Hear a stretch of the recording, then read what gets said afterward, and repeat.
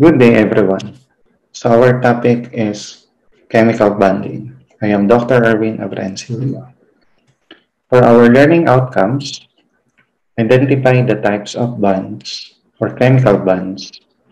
Describe the process of chemical bonding among elements. Demonstrate chemical bonding among selected elements and perform laboratory activity on chemical bonding. So this will be our lesson outline. So I'm going to discuss the overview of the lesson, the Lewis symbols or electron dot symbols, which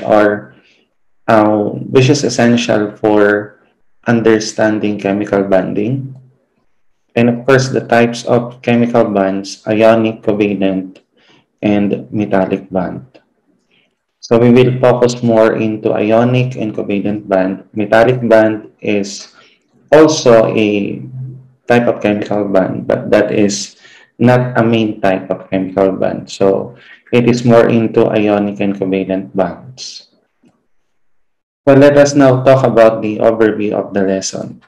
So let us talk first about valence electrons. So valence electrons play a fundamental role in chemical bonding. So later on, I'll be discussing more about valence electrons.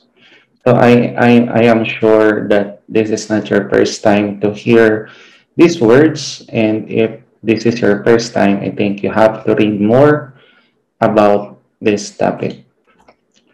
So when metals and nonmetals combine, valence electrons usually are transferred from metal to the nonmetal atoms, giving rise to ionic bonds. So it has something to do with that of the giving and accepting of electrons. Okay, so for the formation of the what we call as ionic bonds. So that's why the term is ionic, because it is an exchange between two ions, the cations, which is the positive ion, and the anion or the negative ion. So that's why the term used is ionic bonds. So in combinations involving nonmetals, one or more pairs of valence electrons are shared between the bonded atoms, producing covalent bonds. So instead of giving or accepting, the electrons for the covalent compounds share with each other, forming what we call as covalent bonds. So the difference is that for ionic bonds, it is between um, ions, positively charged and negatively charged ions. On the other hand, for the covalent bond, it is between nonmetals, so both are negative, and since they are both negative, so they share electrons instead of giving or accepting. And in losing, gaining, or sharing electrons to form chemical bonds, atoms tend to acquire the electron configurations of noble gases. So it has something to do with the stability of an atom. So in this case, the octet rule will play an important role in this chemical bonding. So let us talk about electron shell. So we have to talk about this because um, in chemical bonding, you have the one in charge are the electrons.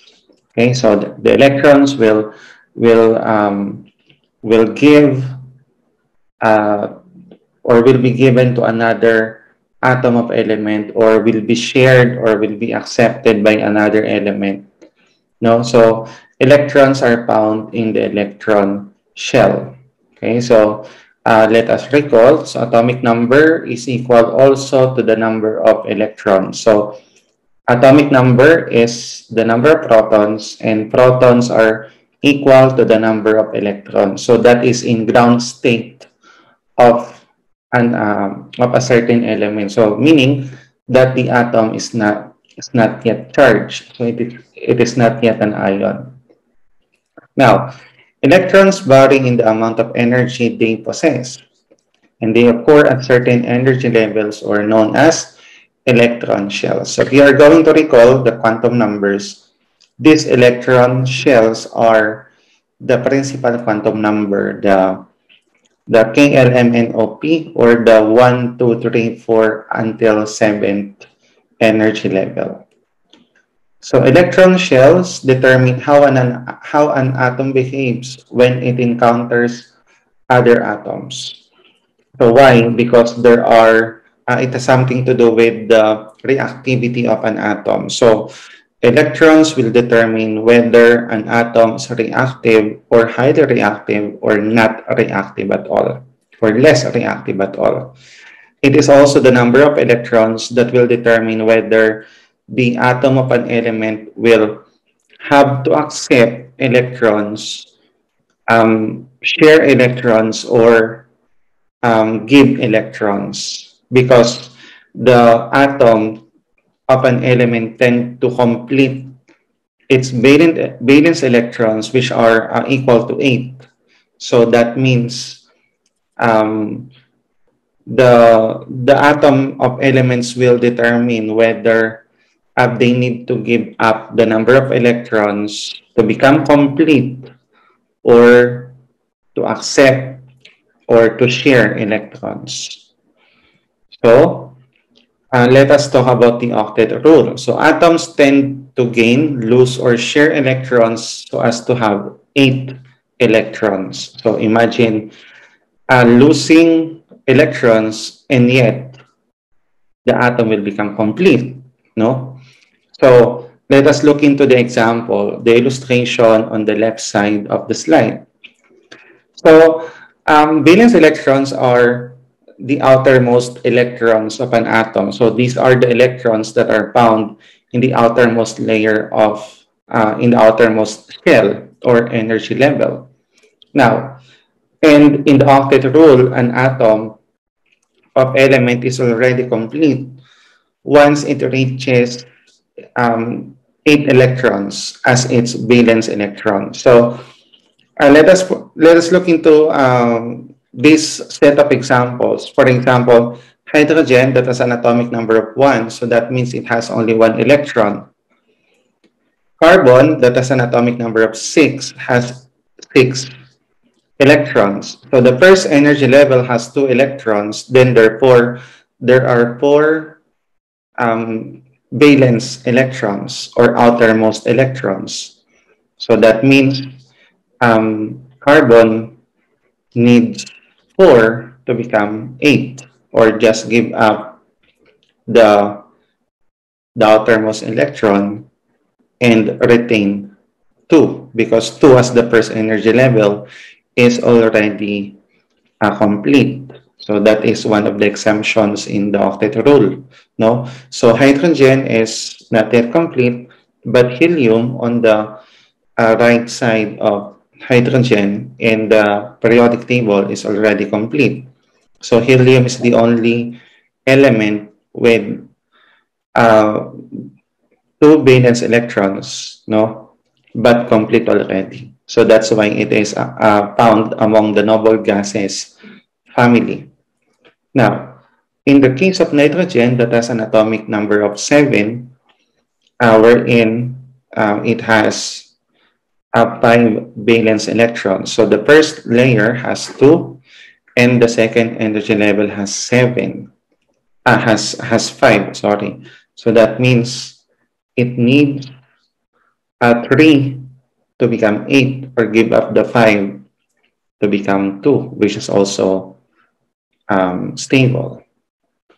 Now, in the case of oxygen, so it has an atomic number of 8. So the first level has 2 electrons, and the outermost levels, no, the outermost level has 6 electrons. So oxygen needs 2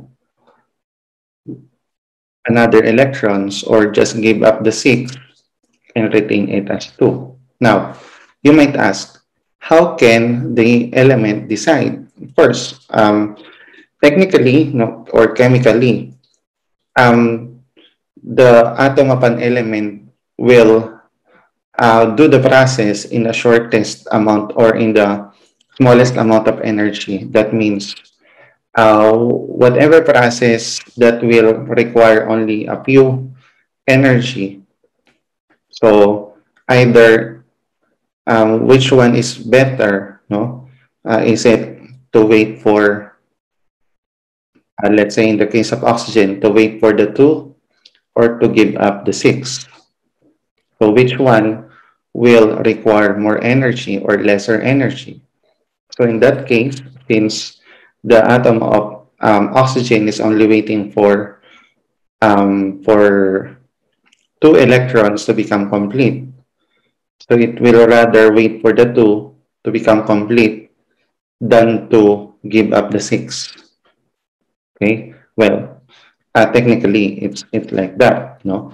But of course, it is a chemical reaction, so it involves um, the electrons. So when they tend to, let's say, when they tend to form an ionic bond, of course, they have to receive or accept electrons. Then when they are in any covalent bond, so there is a different story for that. So in this slide shows the different valence electrons of an atom of element. So there are hydrogen, helium, lithium, beryllium, and so on and so forth. And as you can see there, the larger the atom is, the more energy level, then still the outermost energy level will determine the valence electrons. Okay, so let us look into the example like argon.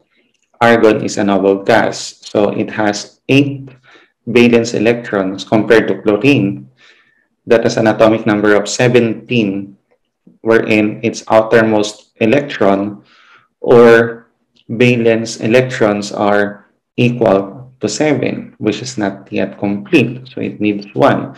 So the tendency of elements is to assume the valence electrons of the closest um, noble gases. Okay, so for example, chlorine needs 9 and needs only 1, so to become 8. So it will assume the valence electrons of neon, and so on and so forth. Okay, now um, Lewis, no, it is a scientist devised a way on how to represent the valence electrons. No, so this is via electron dot structures or the Lewis diagram. Okay, so there are different techniques, but in the illustration of Lewis dot diagram, so there is an element at the center. Then there are 4 corners, no? So one at the top or on the side, then on the other side, then one on top, one on the bottom, and it will partner to another, no? So electrons tend to pair with one another. Okay, so that's why in let's say in beryllium there are 2 on the other side. Now in carbon there are 4 in all sides. In nitrogen, the 5th will be paired with the 4th or with the 1st, no? And then when they are all 8, there are 4 pairs of electrons, or there are 8 electrons as the outermost shell or valence electron. So the Lewis that diagram or the Lewis diagram, no, when you make one, so it will only represent the valence electron. So that's why you have to look into the electronic configuration, no? So electron configuration will help you understand or analyze valence electrons. Okay? Okay, so let us look into the example for the Lewis diagram. So we have here Li with 1s2 to s1 as electronic configuration based on its atomic number. Then, we can see na dalawa yung kanyang energy level.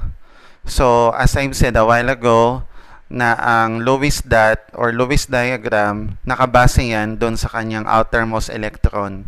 So, ang outermost electron niya ay isa lang, base doon sa 2s1, kaya isa lang yung kanyang dot sa kanyang symbol. Okay, so let us have an example. Oxygen with an atomic number of 8.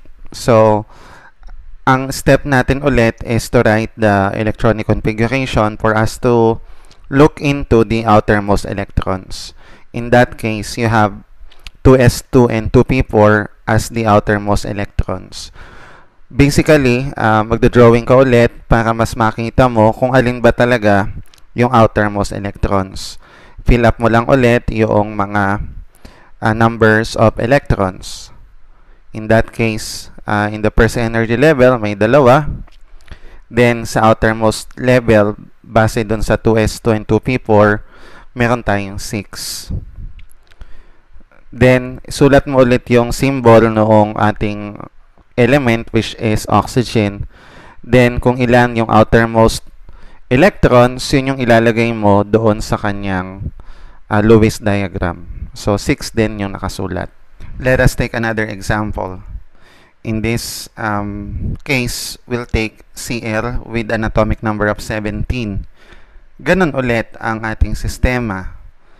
Mas makikita mo kasi kapag isinulat mo yung buong electronic configuration, kita mo yung flow kung ilan talaga yung kanyang energy levels. In that case, umabot tayo hanggang 3s2 and 3p5, which is considered to be as the outermost electrons. So, sulat mo ulit, magdodrawing ka ulit.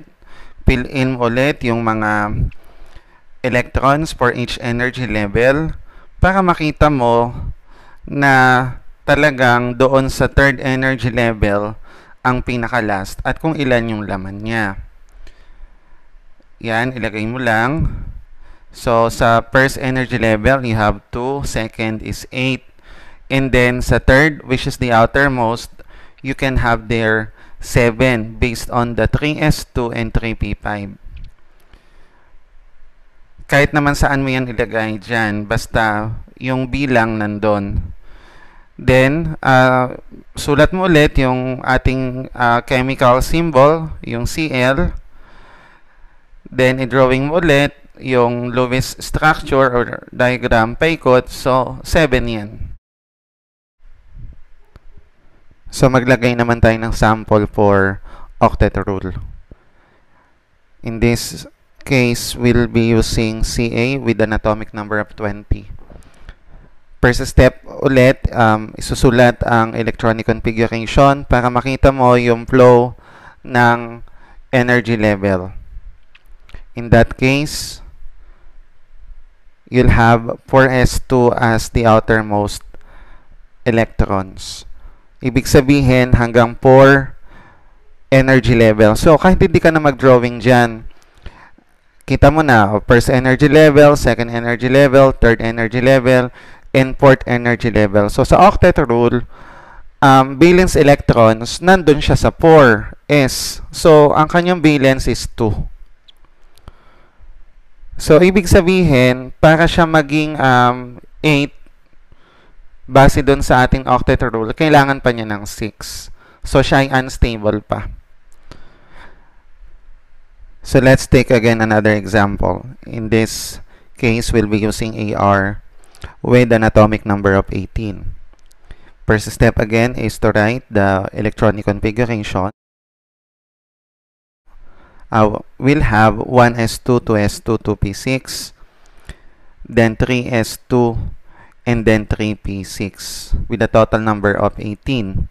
In this case, you can see that there are 3 energy level, first, second, and third energy level, whereas there are 8 electrons on the third energy level.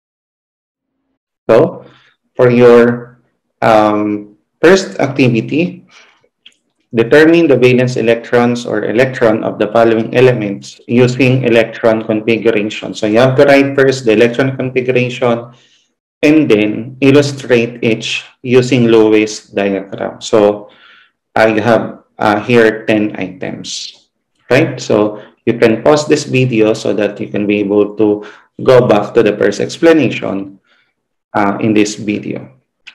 Let us move into chemical bonding. No? So the types of chemical bonds specifically. So ionic bond will form ionic compounds. So ionic bonding occurs when there is an attraction between oppositely charged ions. So these are the cations and the anions, or the positively charged ion and the negatively charged ion.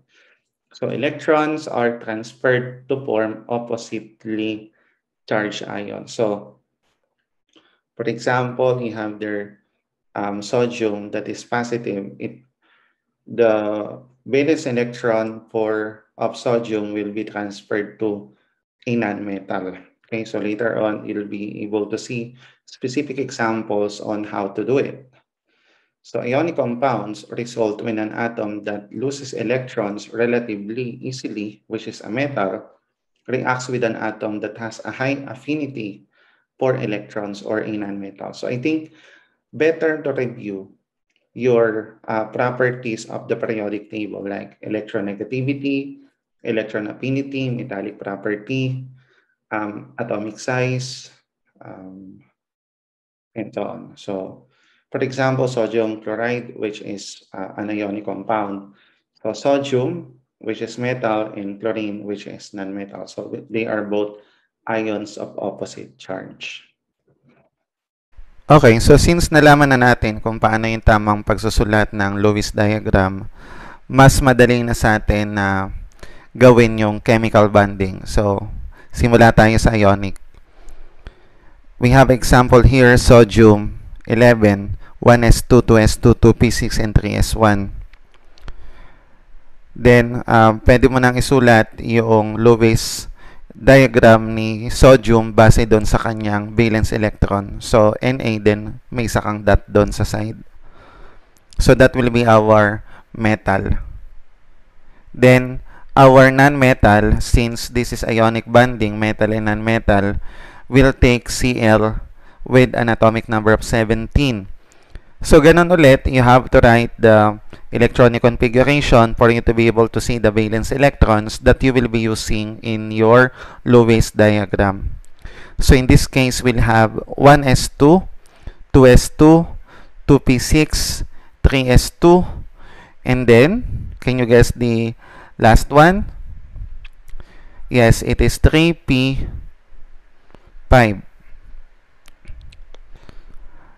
Okay, then, alin dyan ang valence electrons?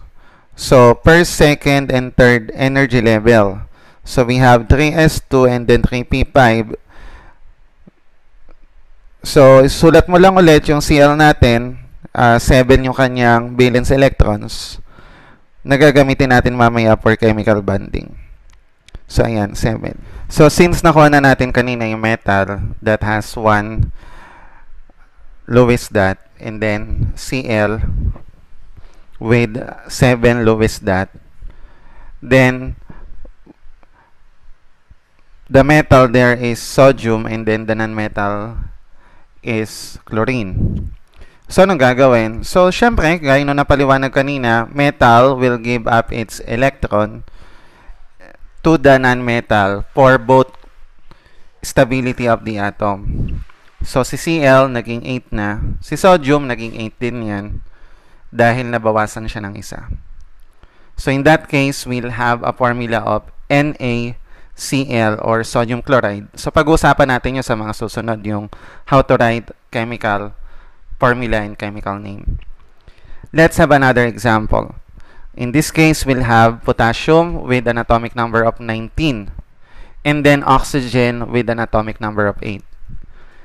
So, ganun ulit, kailangan mo lang isulat yung kanyang electronic configuration para hindi ka malito. Ngayon, kung gagamitin mo naman yung periodic table, madali lang din tingnan. kung ano yung kanyang valence electrons. Lalo na kapag nasa family A, yung 1A, 1 valence electron, 2A, 2 valence electrons, 3A, 3 valence electrons, and so on. So in this case, we'll have for S1 kasi si potassium nasa 1A yan. So you'll have 1 valence electron for potassium. Then isulat mo din yung kay oxygen. 1s2, 2s2, and then 2p, 4 with a total number of 8. In this case, you'll have 6 valence electrons for oxygen. Madali din tingnan. Tingnan mo lang sa periodic table. Siya ay belonging sa 6A, si oxygen. So, lahat ng nandun sa 6A, 6 ang kanyang valence electrons. Well, ibang usapan kapag yung family B. Then, sulat mo lang ulit yung kanyang symbol. Then, yung kanyang lowest dot, kung ilan. So, in that case, we'll have 1 for potassium and then 6 for oxygen. So, you have to remember na kailangan masatisfy both yung dalawang elements natin, no? Na sila ay mabigay nila lahat or matanggap nila lahat yung ibibigay. Huwag kakalimutan na arrow kasi yun yung magsisignify na binigay talaga. So, in that case, binigay ni potassium yung isa niya kay oxygen. Kaya lang, if you'll notice, may isa pa, si oxygen na wala pa na kapartner. So, kailangan may isa uling potassium para ibigay mo doon. Pwede yon yung ganon, hanggang masatisfy siya. Then, you can easily write the formula since dalawa yung K, isa yung oxygen. Pwede mong isulat na K2O kasi dalawa yung K natin. So, let's take another example of magnesium and then sulfur. So, si magnesium yung ating metal, then si sulfur yung ating non-metal. Di ba natutunan nyo naman na kapag nandun sa left side ng periodic table natin, mostly ay metals yan, or metals talaga yan, nasa kanan ng mga non-metals. In that case, sinulat na natin yung kanyang lowest diagram. So, ayan na, nilagay na, no? So, dalawa yung Mg, 6 yung sa sulfur. So, dalawa yung binigay, na-satisfy naman, both. So, MgS yung kanyang chemical formula. So, ganun lang siya kadali. As long as maisulat mo yung kanyang lowest diagram. Okay, so let's have another example. Ito medyo komplikado ng konti. Pero kung natutunan mo na naman yung previous discussions ko dito sa video na to, madali din lang to sa'yo.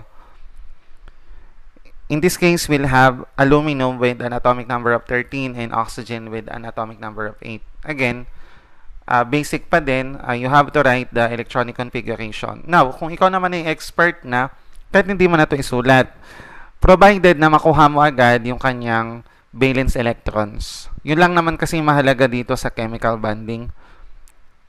So, you can see na si aluminum belonging on the 3A family with 3s to 3p1.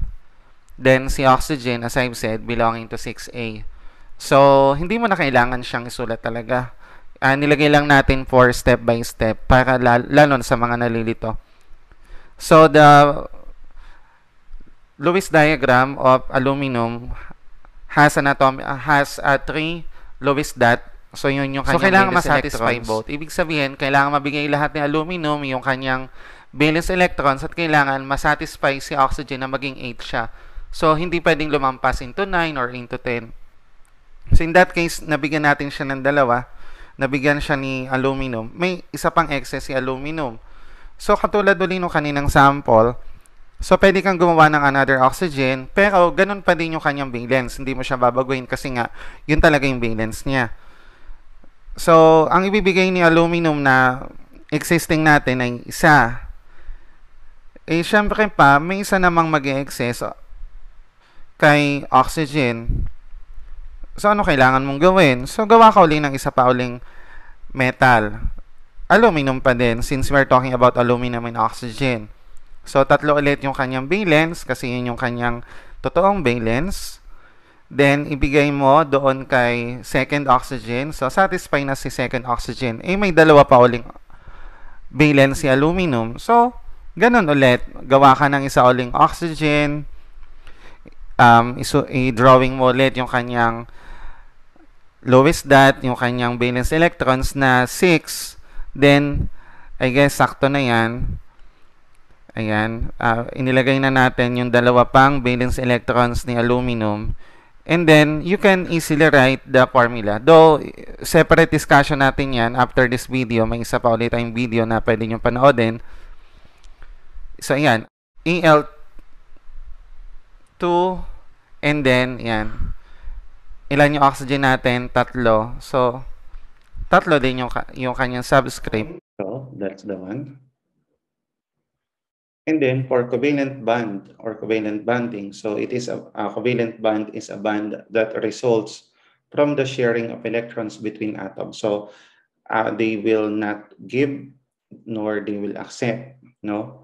So instead, they form a bond which is designed to share electrons, just like in the illustration. So they may be attractive to each other, but there is also repulsion. So in that case, they share electrons. So the nucleus electron attractions are greater than the nucleus to nucleus and electron to electron repulsions, resulting in a net attractive force that binds the atom together. And of course, there are a lot of um, molecules, that wherein covalent bonds or covalent bonding can be observed. Now, in the covalent bond, there are several types, like is it a polar covalent or is it a non-polar covalent? Now, in this example, in the second statement, non-polar covalent bonding occurs between identical atoms, like because in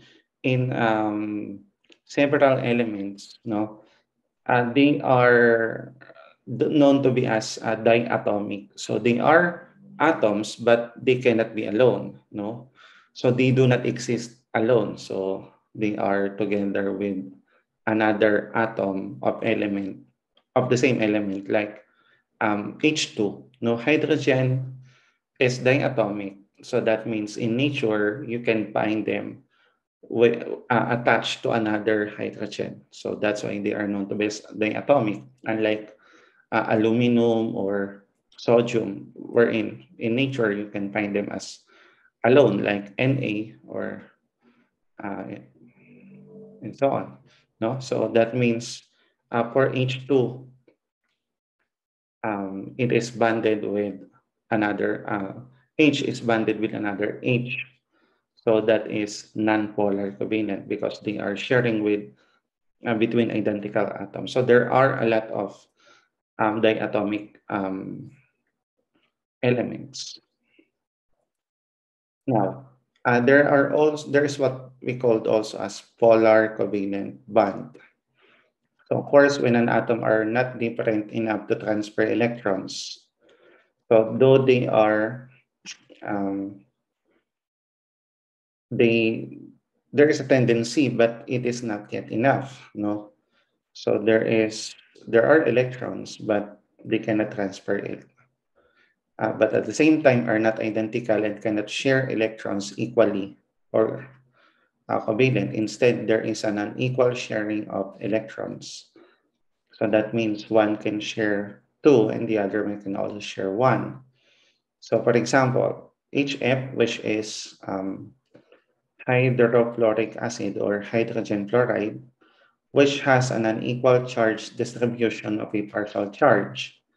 So electrons are more attracted to or want to spend more time with fluorine than hydrogen. So that is what we call as bond polarities. Now, in bond polarity, so you can be able to identify the bond type. Is it a polar covalent bond? Is it a non-polar covalent bond? Or is it an ionic bond? So the bond polarity, though it only talks about polar covalent bond or non-polar covalent bonds, but the bond polarity itself or the table where you can find this polar and non-polar covalent bonds, you can also determine the whether it is ionic bond. So it is using the electronegativity value, which can be found also in the periodic table of elements.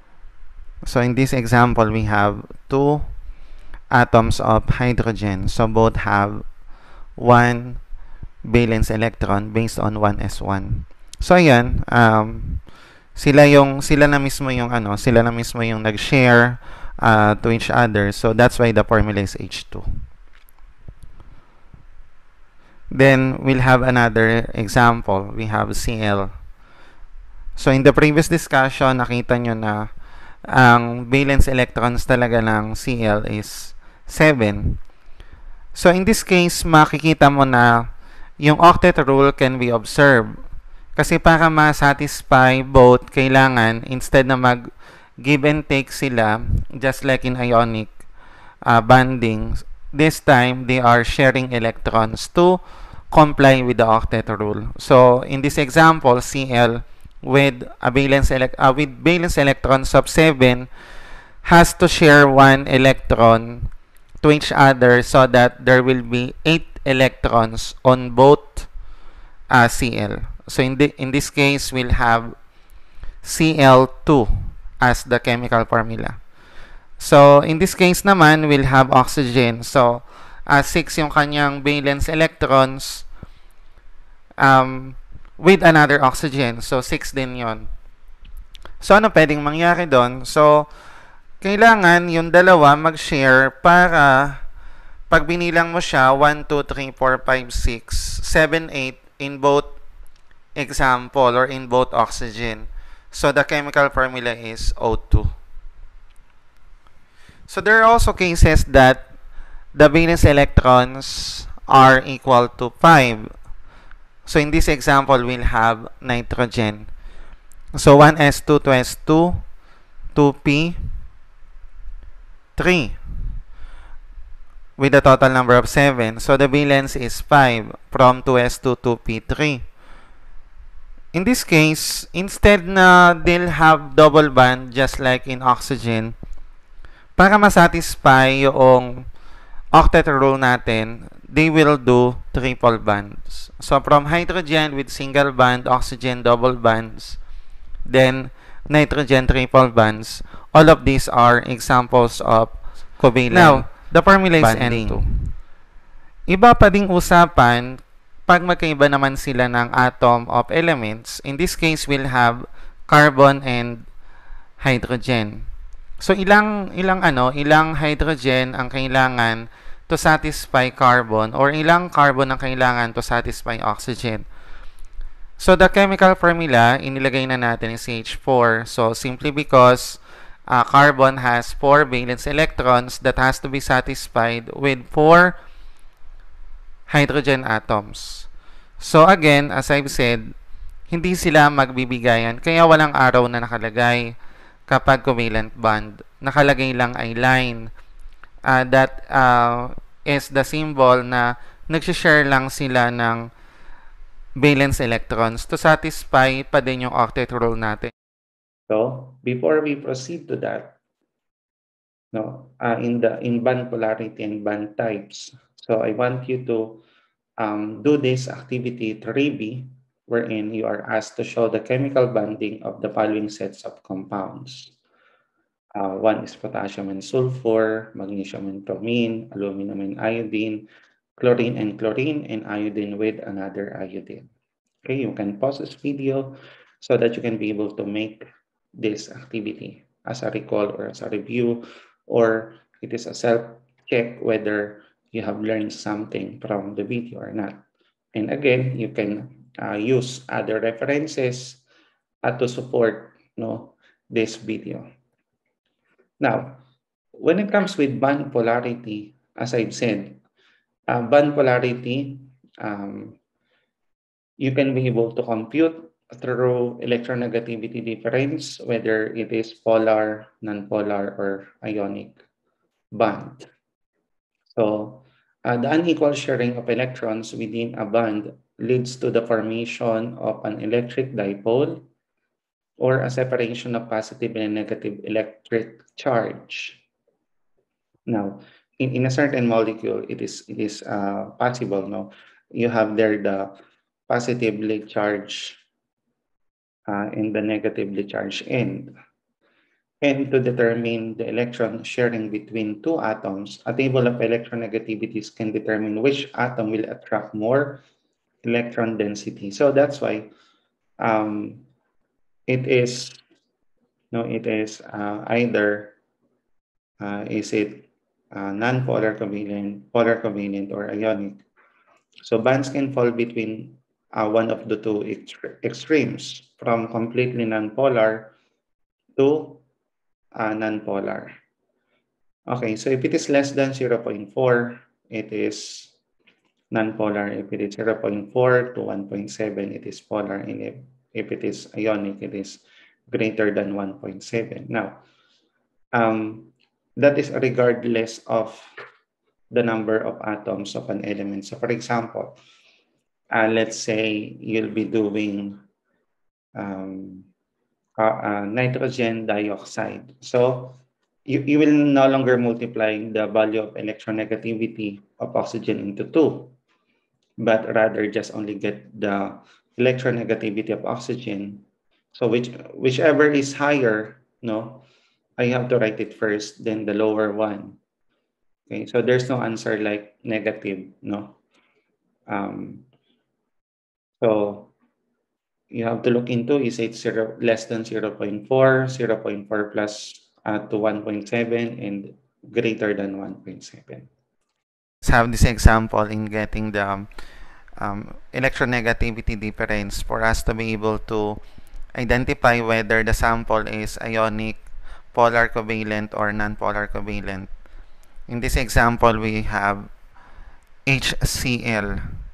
So the first thing that you have to do is to identify the electronegativity value.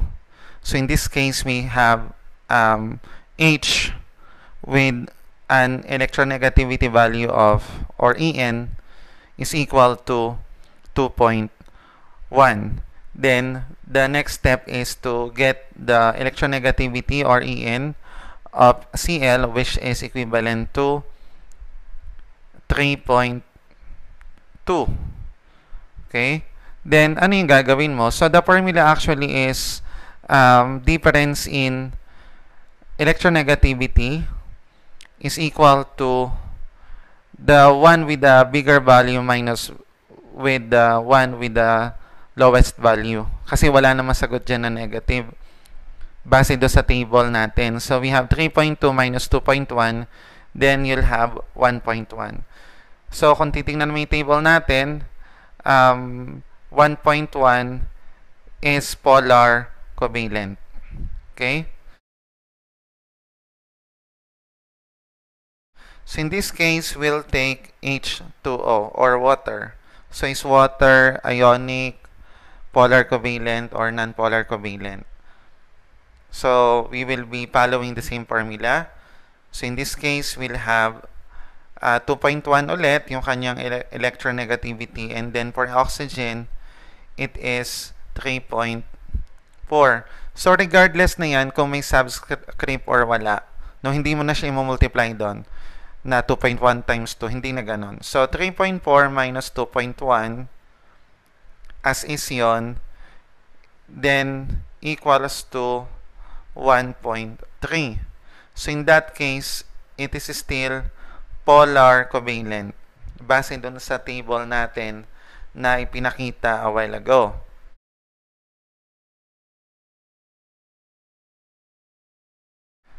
Then, let's see naman, what if katulad ng mga samples natin sa covalent bond kanina, let's say itong H2, ito ba ay polar or non-polar or ionic? So, the value is 2.1. Then, in this case, since wala namang siyang ibang kang gagamitin, no, so dun pa din. So, 2.1 minus 2.1 equals 0. So, in that case, since the value is 0, so that is non-polar covalent. Okay? So, ganun lang siya actually kadali. Hindi mo naman siya kailangan gawing complicated kasi may formula naman tayo. Basta yung bigger value minus the lesser value. So, in this case, let's have oxygen. So, the value is 3.4.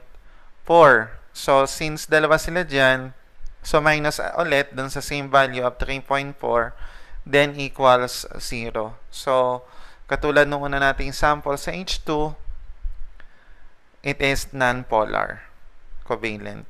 So, ganun lang siya actually kadali.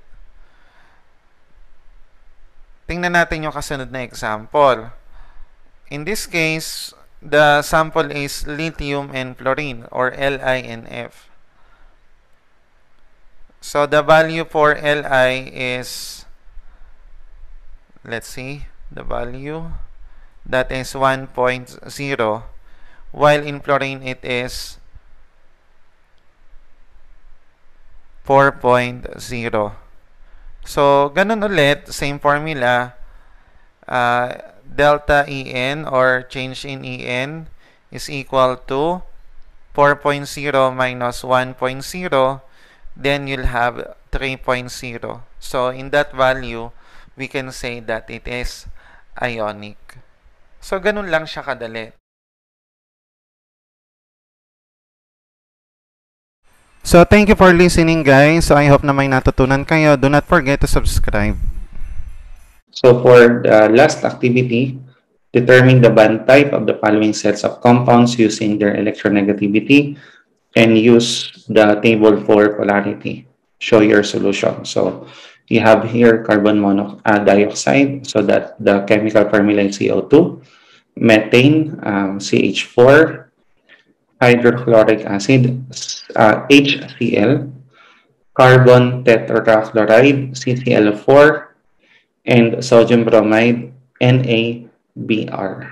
Right? So, these are the references, and thank you so much for watching. So, see you again next time. Keep safe.